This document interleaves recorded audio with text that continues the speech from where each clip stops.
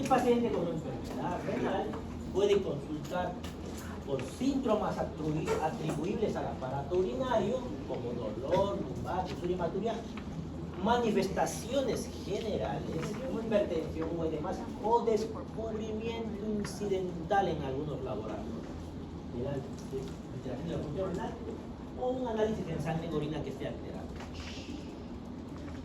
Síndromes atribuibles al aparato urinario. Dolor lumbar. Dolor lumbar.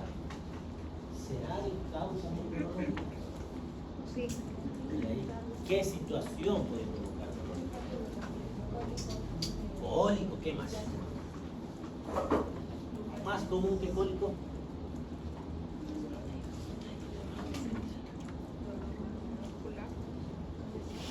Puede ser osteomuscular. En tal caso el problema ya no es urológico, es para que vea traumatología, no neurología, ni urología. Entonces, siempre hay que hacer esa diferencia. Lo más común es infecciones urinarias altas, que se llaman, la infección urinaria alta se llama,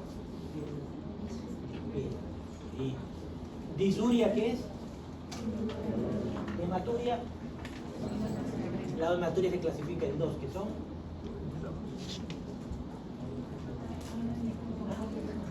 macroscópica y microscópica.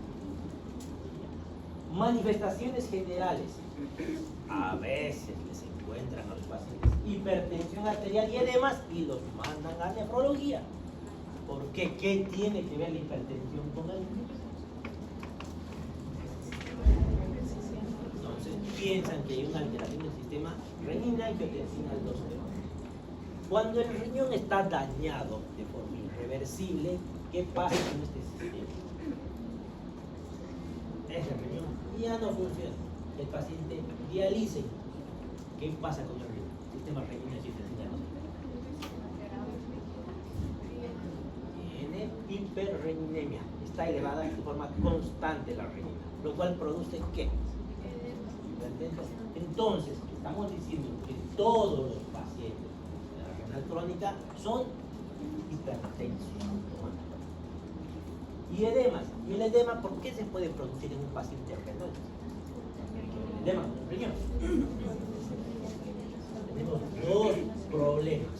Uno es la retención hidrosalina, que es causa de la aldosterona. Y el otro problema es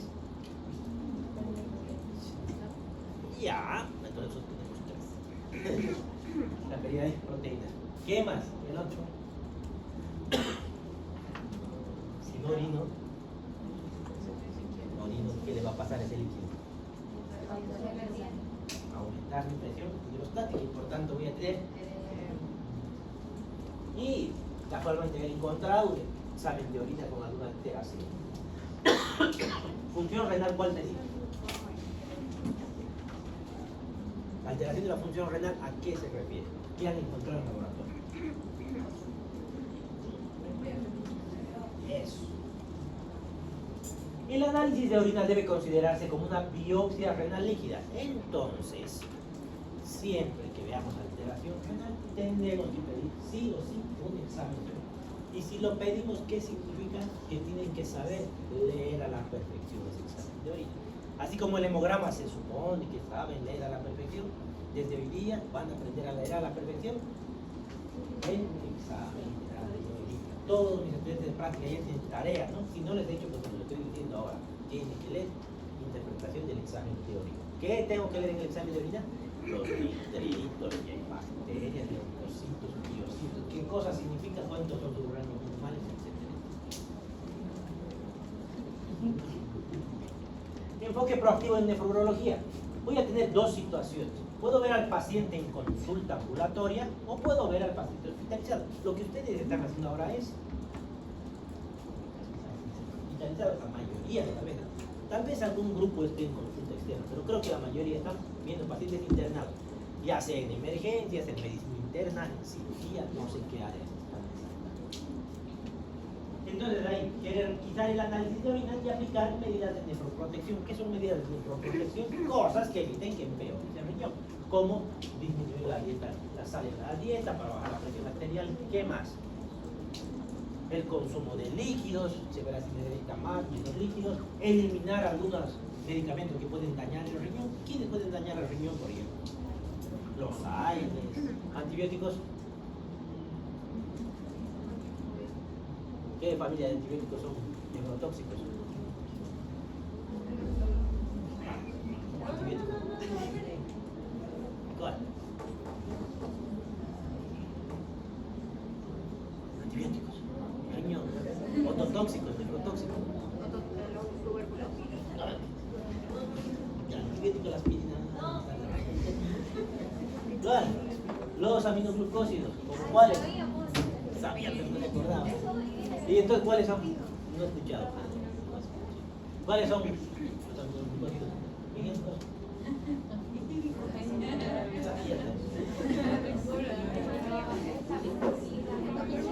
La gentamicina que se usan harto, o sea, muchos se usan ambos medicamentos y hay que tener cuidado. ¿Qué más? En el paciente hospitalizado hay que proteger el riñón de la isquemia. ¿Por qué va a entrar en isquemia un paciente hospitalizado? Por deshidratación, o porque estamos usando mal los líquidos endovenosos, porque los pacientes a veces no pueden decir tengo sed, necesito líquido. No estamos haciendo el cálculo de su requerimiento diario de líquidos. Y la nefrotoxicidad asociada a esos medicamentos que hemos ido mencionando, evitar los nefrotóxicos, a no ser que sean usos innecesarios. Importancia de una anamnesis completa para orientar el diagnóstico. Edema. El edema de origen renal puede ser. ¿Edema en qué vamos a ver? Aparte del riñón, vemos el edema cardíaco, que lo hemos visto, el edema de los hepatópatas. ¿Cómo era el edema de los hepatópatas? ¿Cómo se esto es hepatópata? Así es. ¿El cardíaco cómo era? ¿A qué hora era? ¿Por qué en la tarde? Y como está todo el día caminando, el líquido va a la tarde. En cambio, en el renal nos vamos a encontrar un edema matinal. En la mañana está el edema, más que todo en párpados, en lugares donde hay la capa de la piel muy delgada. Ahí tenemos matinal, periorbitario y blando, es un edema blando. Común en el síndrome nefrítico por aumento de la permeabilidad capilar. Síndrome nefrítico y nefrótico. ¿Qué era el síndrome nefrítico y el nefrótico? Vamos a iniciar por el más fácil. El nefrótico, ¿qué tenía? Proteinuria. ¿Sí? Proteinuria hay. Hiporminemia. Si hay hiporminemia hay edema. Exactamente. ¿Y el síndrome nefrítico qué había? Hay hematuria, porque hay un daño del glomérulo. ¿Qué hay también? Hipertensión y hay también edemas. Entonces, anasarca, piel blanca, temperatura normal asociada a hipoproteinemia, hay que pensar en síndrome nefrótico. Síndrome nefrótico, edema blando, simétrico, hipovolemia arterial efectiva, hiperaldosteronismo secundario y retención de hidrosalina. A ver, ¿qué es esto? ¿Qué significa hipovolemia arterial efectiva? ¿A qué nos referimos?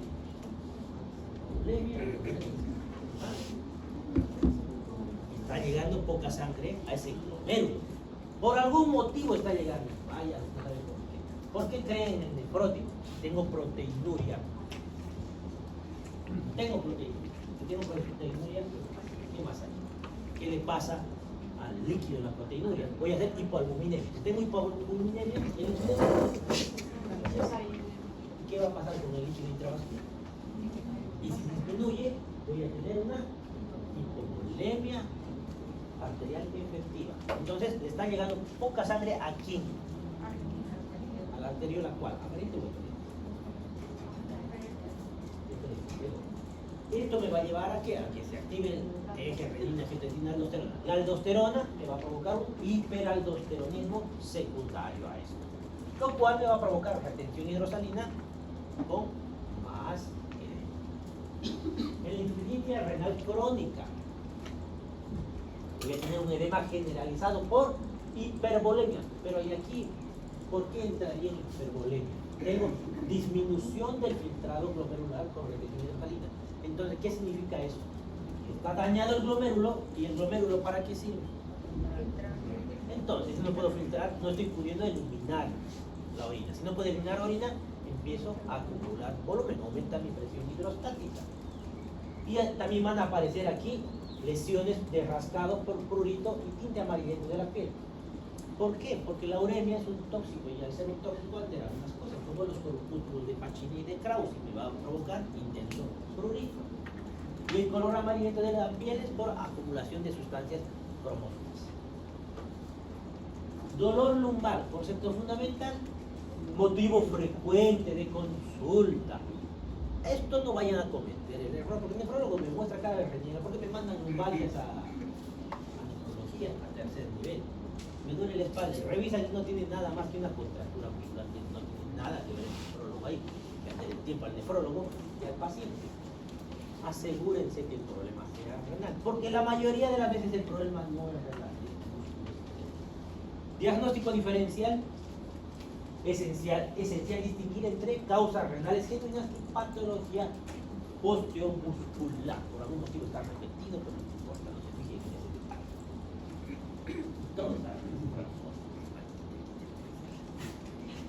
Clasificación del dolor lumbar. ¿Cómo vamos a clasificar?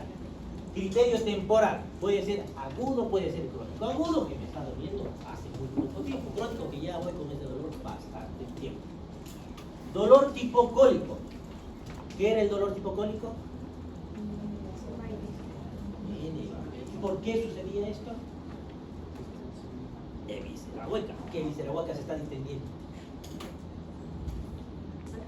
Causa de cólico renal, ¿cuál? ¿Ah?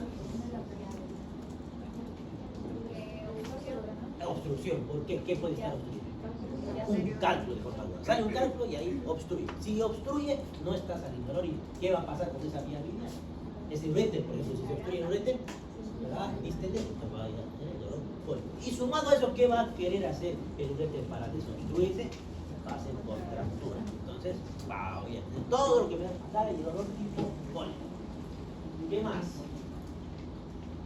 Va a ser un carácter fluctuante, altamente susceptible de litiasis urinaria. Y para pensar en litiasis urinaria, no es suficiente solamente el dolor tipo cólico. ¿Qué más tendría que fijarme en este paciente? Disuria no suele entender. Puede ser, pero no es tan frecuente. Más frecuente es la hematuria.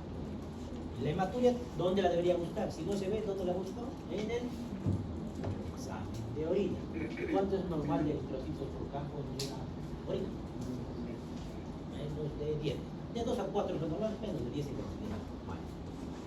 ¿Qué tengo que fijarme en la anamnesis? Porque puedo tener un falso positivo en mujeres. Eso, preguntar si la paciente está. ¿Qué más? Dolor tipo gravativo, instalación progresiva, intensidad variable, asociado a procesos expansivos como tumores, poliquistos o hidronefrosis. En este caso, si hay un tumor que está creciendo, ¿dolerá un tumor en el riñón o no dolerá? No duele. ¿Hasta qué sucede? ¿Qué sucede? Que empieza a distenderse, ¿qué? Porque el riñón no duele. La cápsula empieza a distender y ahí recién comienza a doler, ya pasando un buen tiempo hasta mitad. Poliquistosis renal es una enfermedad hereditaria donde se van formando quistes que van reemplazando al tejido renal normal. ¿Qué es un quiste?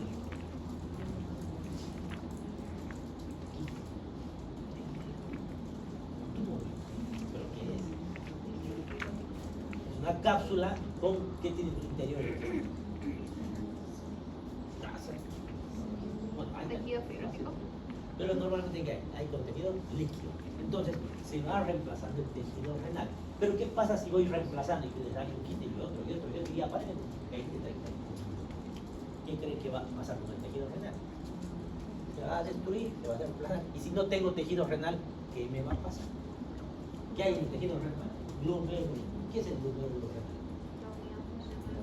Es la unidad. Si no tengo glomérulos, no va a funcionar el resto. Entonces, estos pacientes casi siempre terminan en diálisis. O hidronefrosis. ¿Qué será hidronefrosis? Hidro, ¿qué es? Nefrosis. Ya, eso es otra cosa. Cuando el riñón está lleno de agua, ¿de qué agua estamos hablando? Está hinchado de agua, de orina. ¿Por qué se puede llenar de orina? Hasta en clase. Porque está obstruido. Exactamente. En caso de obstrucción más común, cálculos renales. Características clínicas orientadoras. Distinguimos en dolor agudo y dolor crónico. Dolor agudo, infarto renal. ¿Qué sería el infarto renal? Que no le llega sangre. ¿Por qué puede pasar esto? Enfermedad vascular periférica, aneurismas de aorta, endocarditis bacteriana. Y la endocarditis, ¿qué tiene que ver con un infarto? Esto era una de las complicaciones de la endocarditis bacteriana. De la endocarditis bacteriana. Estenosis de la válvula, pero ¿y eso qué tiene que ver con la riña?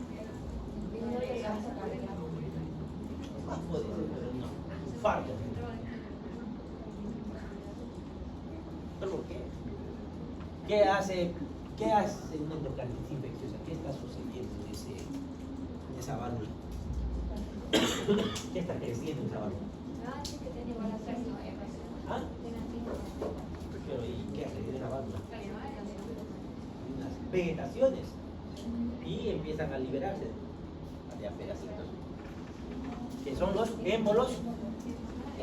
Esos émbolos pueden obstruir mis arterias renales, provocar un infarto.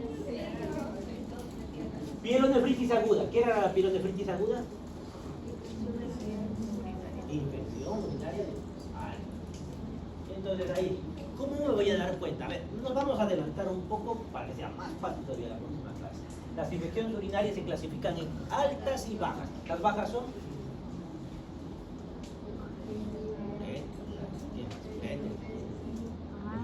y la alta, la pielonefritis. ¿Cómo me voy a dar cuenta clínicamente? Si la infección urinaria es baja, voy a tener disuria, urticaria, tener vertical. Si la infección urinaria es alta, voy a tener fiebre, malestar general. En la infección urinaria baja no hay fiebre, no hay malestar general. Y en la infección urinaria alta no hay polacuria, no hay disuria. ¿Por qué se produce la polacuria y la disuria? Por irritación de quién? De la uretra y del trígono vesical. Eso está abajo. Entonces, eso hay que hacer para diferenciar, para el examen de diferenciación. ¿Qué más? Si el dolor es crónico, puede ser por un tumor renal que está creciendo, y aquí puedo tener incluso hematuria, y se puede sentir la masa en algunas situaciones. Patología quística, dolor intermitente con episodios de hematuria por rotura de los quistes.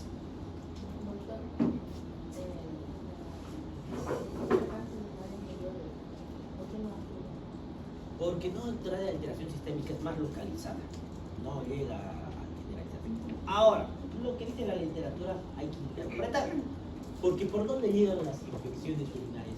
¿Por qué puedo tener pielonefritis? Para que yo tenga una pielonefritis, tengo que tener algún lugar donde haya llegado la bacteria, como cuáles.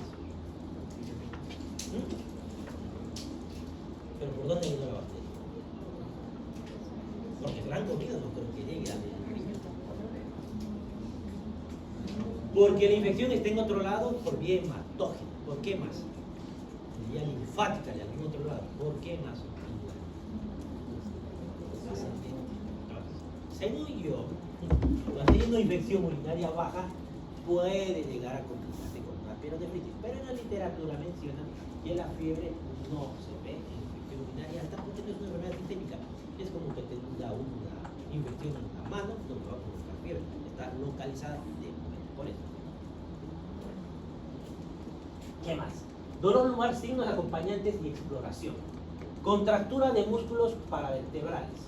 Y a eso le llamamos posición o actitud antálgica. ¿Qué significa actitud antálgica o antiálgica? Que son lo mismo. Son posiciones que me van a evitar el dolor, exactamente. Cualquiera que sea la posición, según qué es lo que me duela. En este caso, ¿dónde está el riñón? La fosa renal. Y alrededor, ¿qué tenemos? Tenemos el psoas, los músculos de la región lumbar, y suelen hacer contractura para compensar ese dolor. Y el paciente hace una escoliosis. ¿Qué es la escoliosis? Hacia los lados. Eso. Y aquí veo compromiso del psoas. Puede irritarse el psoas.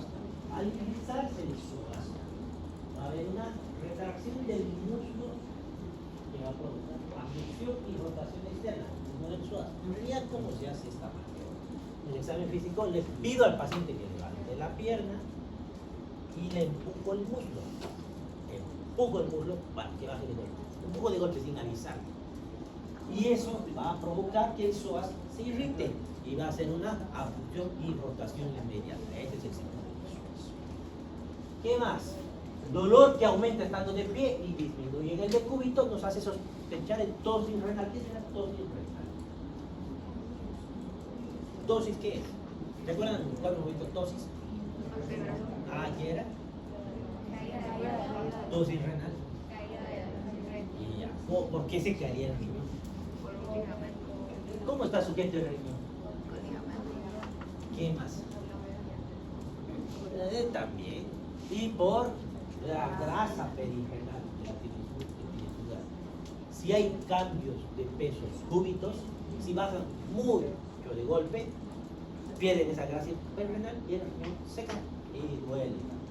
Tampoco esperen que se caiga, pero no se olviden que provoque dolor. O cuando hay un tumor grande también. Exploración física, puño, percusión y palpación de masa saludable. La puño percusión aquí dice su nombre. A tu puño, hay un puño del paciente. ¿Listo? Ya vamos a imaginar que te respalda del paciente. Aquí está su columna, su región lumbar está por acá. Puño percusión, se llama puño percusión.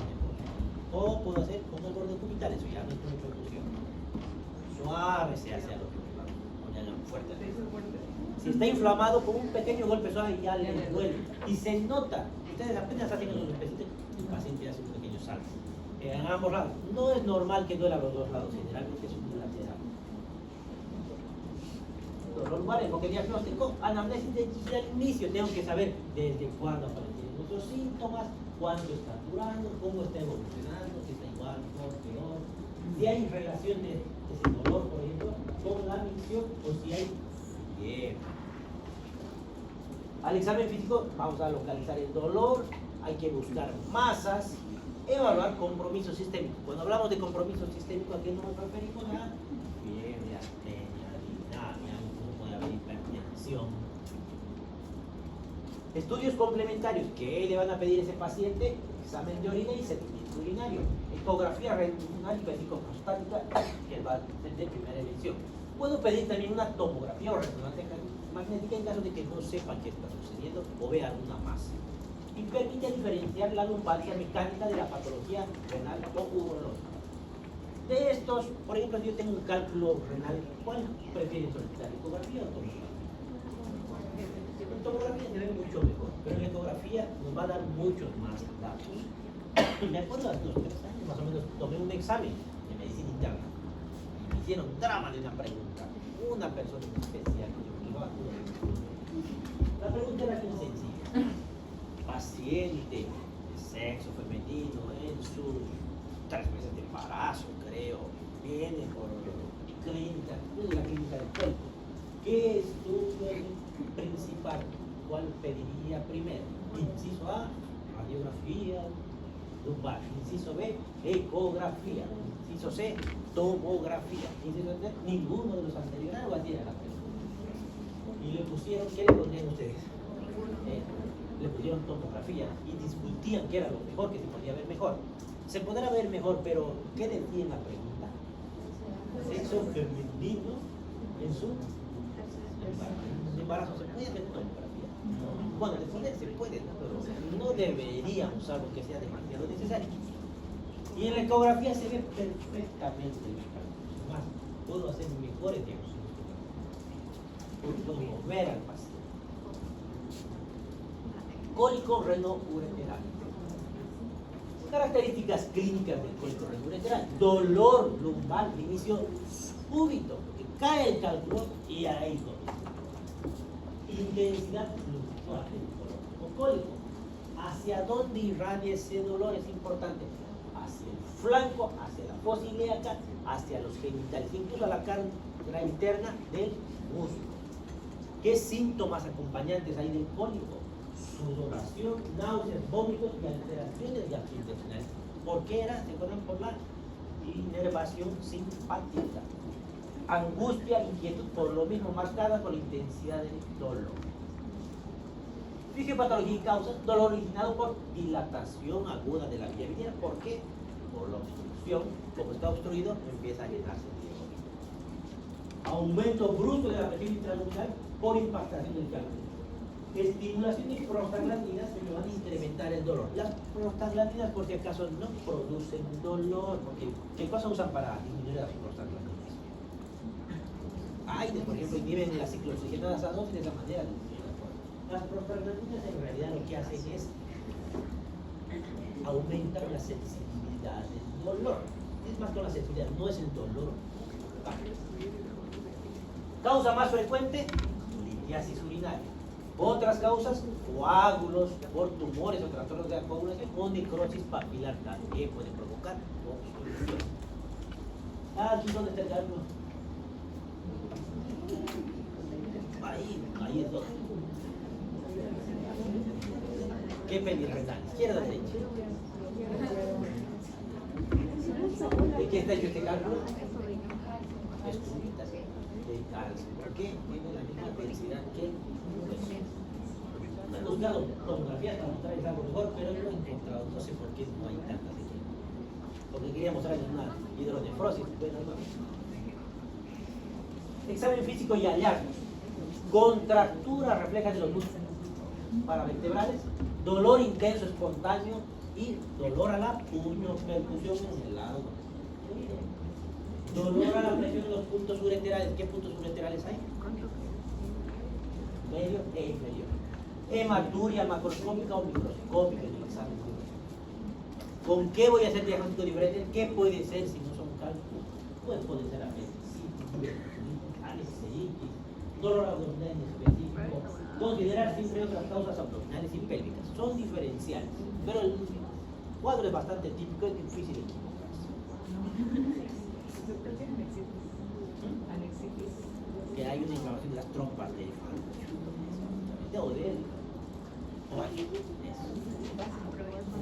trastornos de la micción. Los trastornos de la micción son síntomas relacionados con la eliminación de orina, derivados de los mecanismos inflamatorios u obstrucción de la vía urinaria baja. Principales manifestaciones clínicas son la disuria, que era polaquiuria, era orinar, no mucho, orinar muchas veces. ¿Con aumento del volumen? No, solamente orinar muchas veces. ¿Tenesmo vesical, que era?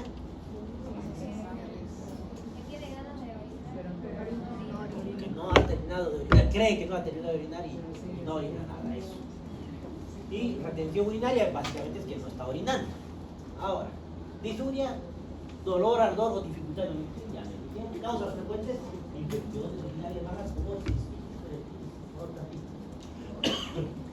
en varones con hiperplasia prostática, retardo al inicio, hay un chorro débil o interrumpido de la diuresis. Se asocia escozor o dolor suprapúbico, también la disuria. Disuria, entonces pienso en infecciones urinarias y en qué otra cosa también hay que pensar siempre en infecciones de transmisión sexual, como el gonococo. Polaquiuria, aumento de la frecuencia urinaria, ya me dijeron esto, que se ven en infecciones urinarias, irritación vesical o alteraciones neurológicas. Tenesmo vesical, que me dijeron, sensación de evacuación incompleta de la vejiga tras la micción. Puede deberse a inflamación, obstrucción o alteraciones funcionales de la vejiga. Retención urinaria, imposibilidad de evacuar total o parcialmente la vejiga. Puede ser aguda, que pasa a ser una emergencia, o puede ser crónica. Causas frecuentes de retención urinaria: obstrucción por hiperplasia prostática benigna. Y si me encuentro con eso, ¿qué solución? Tengo mi próstata, creció y de repente quiero orinar y no puedo. ¿Qué me va a pasar? ¿Qué busco el examen físico? Bueno, quiero asegurarme que se está pasando. Le duele al paciente, ¿qué busco? Bueno, sí, también. Y en el abdomen, ¿qué me voy a encontrar?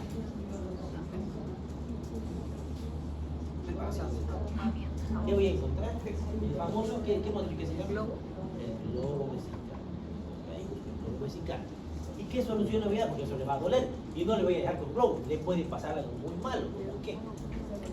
Dos cosas: que se reviente o le puedes colocar un insuficiencia renal. ¿Qué solución le doy? Con una sola. Si no pueden poner, no insistan. Porque si insisten, porque no pueden tener, ¿qué creen que va a pasar? Van a hacer una falsa vía, van a romper la letra y se van a ir a otro lado.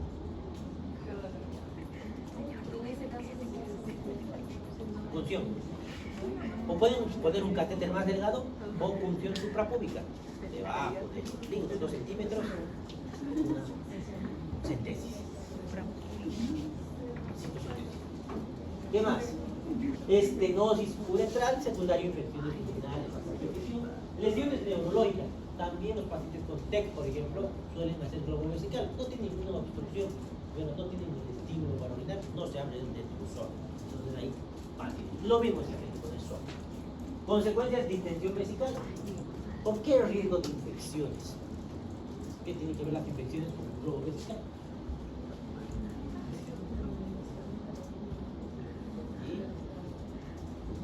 La éstasis de cualquier líquido del cuerpo hace que las bacterias puedan multiplicarse.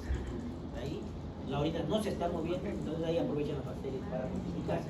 Porque una de las formas que se protege de infecciones urinarias del cuerpo es precisamente orinando. Por eso no les han dicho, no te aguantes de orinar, no te infección urinaria. ¿Qué más?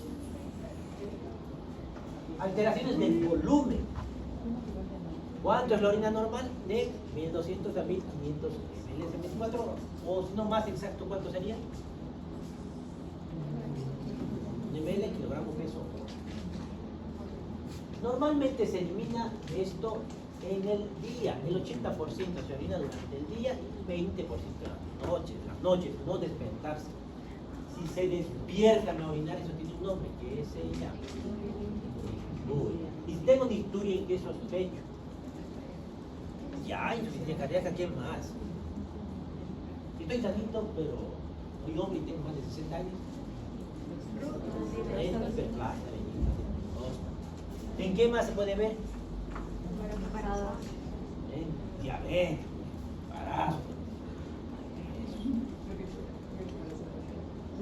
La primera micción matinal es más concentrada. El reino diurético fisiológico evita la icturia. Y si me orino en la cama, ¿qué se llama? Me olvidé de ir al baño, orinar. Tiene un nombre eso. No me estaba durmiendo el pobre, no. Que es común en niños. Eneuresis. Eneuresis. Eneuresis nocturna le dicen, pero eneuresis es orinar noche en la cama. Avisar. Poliuria, ¿qué significa? Orinar. Más de 3000 ml. Fisiológica va a ser, si toman mucho líquido, van a tener poliuria. ¿Qué se llama tomar demasiado líquido? Quiero tomar agua. Y ya, pero hay otro término, porque la polidipsia es que tenga sed porque realmente se está deshidratando. Pero si no estoy deshidratado y tomo porque me gusta agua. Botomanía.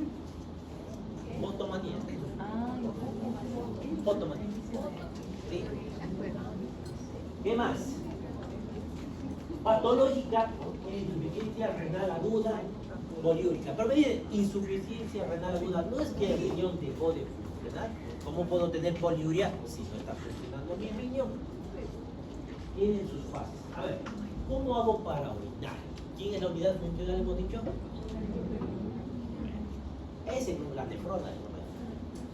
¿Cómo funciona? Tienen que filtrar la orina y eliminar. Cuando ustedes nacen con una determinada cantidad de glomérulos. Con el tiempo esos glomérulos van muriendo. En este momento ustedes ya no tienen la misma cantidad de glomérulos que cuando nacieron. Y va a ir sucediendo con el tiempo. Ahora, el riñón puede funcionar con menos glomérulos, evidentemente, hasta que llegamos a un punto crítico. Vamos a poner un ejemplo. Tengo una panadería. Y en mi panadería tengo 10 panaderos y tengo que sacar 1000 panes por día. ¿Qué pasa si con la crisis en Bolivia decido despedir a 7? Me voy a quedar con 3 panaderos. Pero tengo que seguir haciendo mis 1000 panes por día. ¿Qué creen que va a suceder? Entonces los panaderos, los 3 que quedan van a trabajar mucho más. Lo mismo le va a pasar a los glomérulos. Van a tener que filtrar mucho más, van a hiperfiltrar. En determinado momento eso se va a enterar y van a comenzar a orinar más los pacientes, más de lo que orinaban. Se llama fase poliúrica. No significa que estén mejor, significa que están peores. Entonces, por eso podemos encontrar en insuficiencia renal crónica. Y al final, ¿qué va a pasar después de tanto esforzarse? Van a morir también y voy a quedar en la fase ascética. Diuresis, obstructiva. ¿Qué significa? Si hay una obstrucción por un cálculo y se logra desobstruir, todo lo que no había orinado puede comenzar a orinar de golpe. Voy a entrar también en poliúria. La diabetes insípida también está metida ahí. La diabetes insípida, ¿por qué produce poliuria? La glucosa elevada, muy bien, la glucosa elevada hace que orine más. ¿Cómo se clasifica la diabetes? En 4, ¿eh? ¿Cómo era? Diabetes tipo 1, diabetes tipo 2. Y cuidado con lo que me vaya a responder.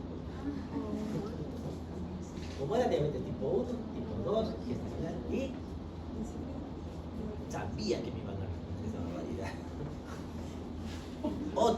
Otros no incluye, no existe la diabetes insípida ahí. No es. No. ¿Por qué se llama insípida? ¿Ah? Cuando su té está insípido, ¿qué? A ver, en la diabetes hay poliuria, ¿por qué? La glucosa sobrepasa el umbral renal. Ahí ya estamos bien. Pero en la diabetes insípida, el problema, ¿dónde está? No tiene nada que ver la glucosa, no tiene azúcar esa glucosa. Entonces, ¿por qué orina en la diabetes insípida? Es una alteración de... Ajá, ¿y de quién exactamente? De la ADH. No tiene nada que ver. Se llama diabetes insípida porque evidentemente se le parece un poquito a la diabetes, a poliuria, polidipsia, pero no es la glucosa. Hay dos tipos. La diabetes insípida puede ser congénita, el problema está en el riñón, como que tiene que ver con la ADH, o el problema es neurológico, que va a lo mismo con la ADH. Patología extrarrenal, diabetes mellitus, como me dijeron, infusión de mannitol o cloruro de sodio ahí, está mal, cloruro de sodio al 3%, y no van a pensar que la función fisiológica es lo mismo. El mannitol y el cloruro de sodio al 3%, no al 0,9, al 0%, 9 es fisiológico, es normal. Estas dos soluciones tienen una característica en común. ¿Cómo se clasifican las soluciones cristaloides?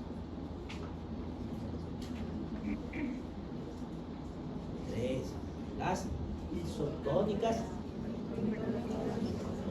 ¿Por qué se llaman isotónicas? ¿Por qué? No cambia la polaridad. No. ¿Ah? Porque se parece su osmolaridad a quién. ¿A quién? Fisiológica. Le estoy poniendo, ¿a dónde se ponen esas soluciones? A la vena le pongo. Entonces, se parece al lugar donde estoy poniendo. ¿Cuánto es la osmolaridad? 300. Entonces se debe parecer a eso. Eso es. Si se le parece, se llama isotónico. Si no se le parece, se llama hipertónico. ¿Hipertónico qué sería? Que tiene más osmolaridad, de 400, 500.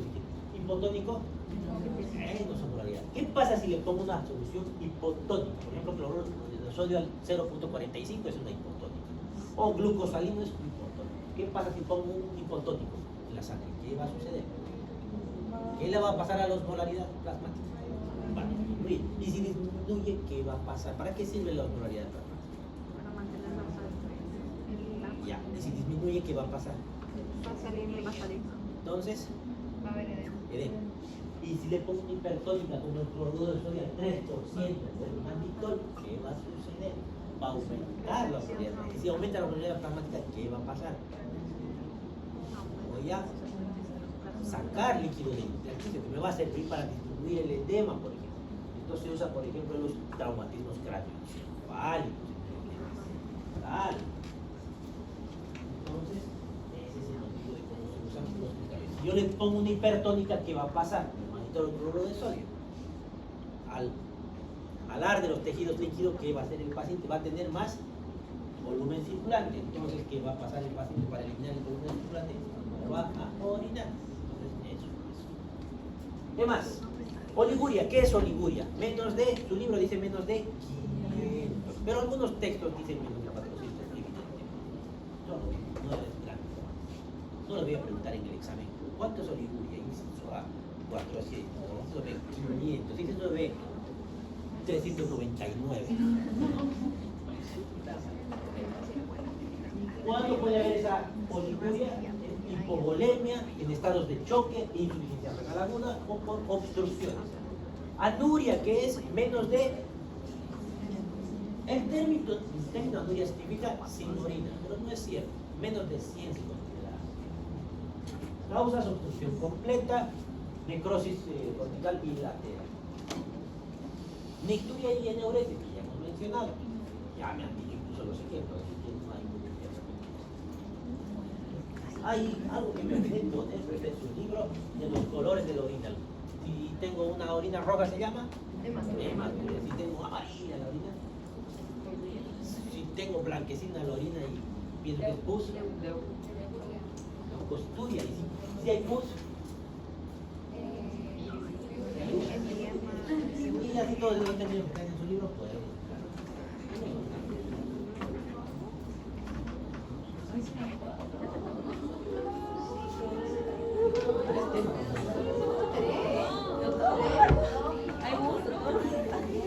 Antecedentes neurológicos. 3 tristes diapositivas. Mujeres jóvenes, ¿en qué voy a pensar? Más común serán las infecciones de vías. Los varones adultos mayores, voy a pensar más en problemas prostáticos. Exposición laboral por su trabajo, está en contacto con químicos como el plomo, tetracloruro de carbono, mercurio, arsénico, fósforo. Son sustancias nefrotóxicas que pueden provocar insuficiencia renal a la larga. Asociadas a enfermedad aguda o crónica, depende de cuánto tiempo han expuesto y a cuánto. Infecciones estreptocócicas previas como escarlatina, faringitis a repetición, ácido estreptocócico, riesgo de glomerulonefritis postinfecciosa, igual a síndrome nefrítico. Crisis, ¿qué es la gota?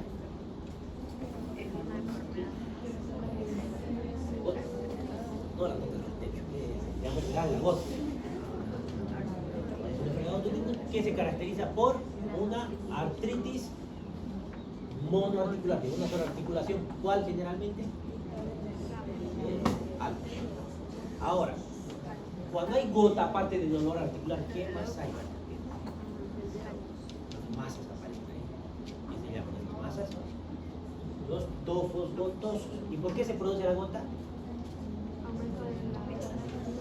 Ese ácido úrico y los cristales de ácido sódico pueden producir también cálculos renales.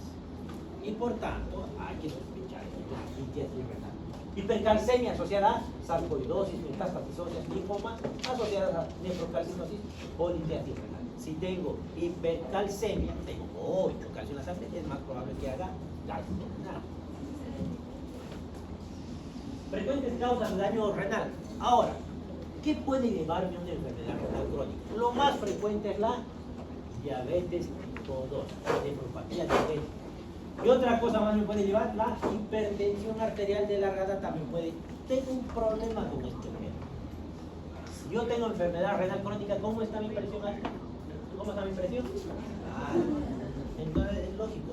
Pero ¿y si tengo hipertensión, voy a hacer enfermedad renal crónica? No siempre, pero es muy probable. Entonces, si yo encuentro al paciente que no sabía que tenía nada y lo encuentro con enfermedad renal crónica e hipertensión, ¿qué voy a creer? ¿Quién le ha provocado esa enfermedad? ¿Primero ha sido la hipertensión o primero ha sido la enfermedad? Lo que hace la mayoría debe ser por hipertensión. Y se inventan, no es tan fácil, hay que hacer biopsia. ¿Y por qué es importante darle un diagnóstico? Porque hay que darle un tratamiento, porque por ahí el problema no solamente afecta al riñón, por ahí afecta a otras cosas más. ¿Qué más? Otras causas: endocarditis, vasculitis, coagenopatías como el lupus, mieloma múltiple, amiloidosis, cirrosis hepática. Isquemia y nefrotoxicidad. Isquemia renal por hemorragias y deshidratación. Puede haber insuficiencia renal aguda prerrenal.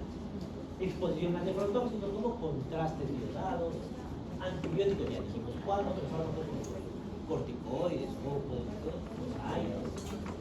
que pueden estar asociados a insuficiencia renal aguda. Enfermedades hereditarias, poliquitosis renal. Riñón en herradura, ¿qué será? ¿Qué es una herradura? Un caballito, ¿no?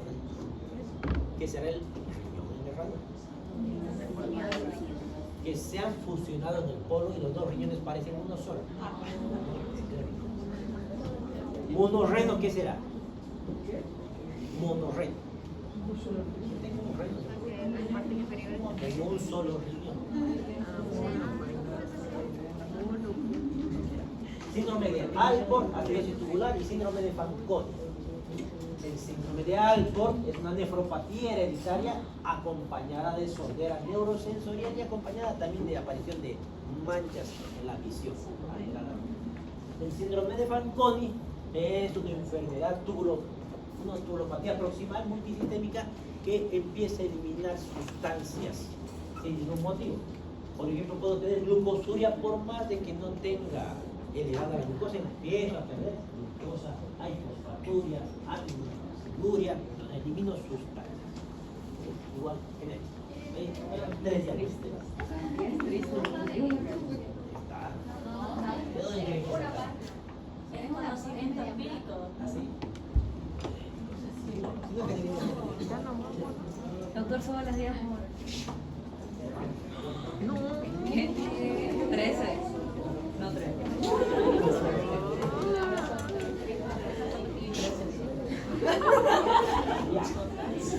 El examen físico general no hay mucho que ver aquí porque no es tan fácil llegar ahí, así que es bastante sencillo. Tengo que evaluar dos cosas. Primero el examen físico general y luego el segmental. En el examen físico general, ¿qué puedo encontrar en una enfermedad renal crónica?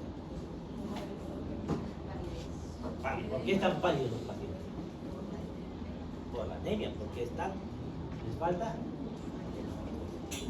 ¿Qué más voy a encontrar en mis pacientes? Edema. A nivel local, ¿qué tengo que ver? Hago mi puño percusión y puedo palpar a través de la maniobra de puño, no hay mucho más que evaluar eso. Se emplean maniobras, la inspección, palpación, percusión, auscultación.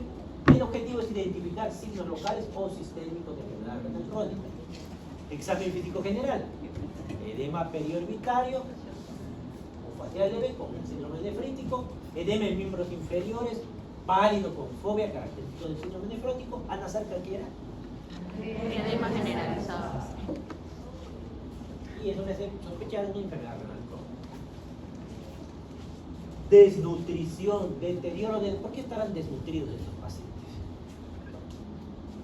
Renal crónico.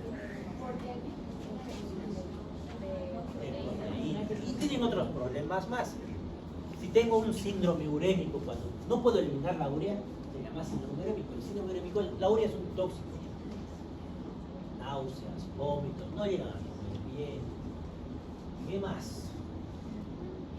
¿Por qué están pálidos? Ya me dijeron ustedes, porque están con déficit de eritropoyetina, entonces tienen anemia. Tienen una coloración medio amarillenta por acumulación de colágenos que deberían eliminarse por la orina, pero no pueden eliminarse.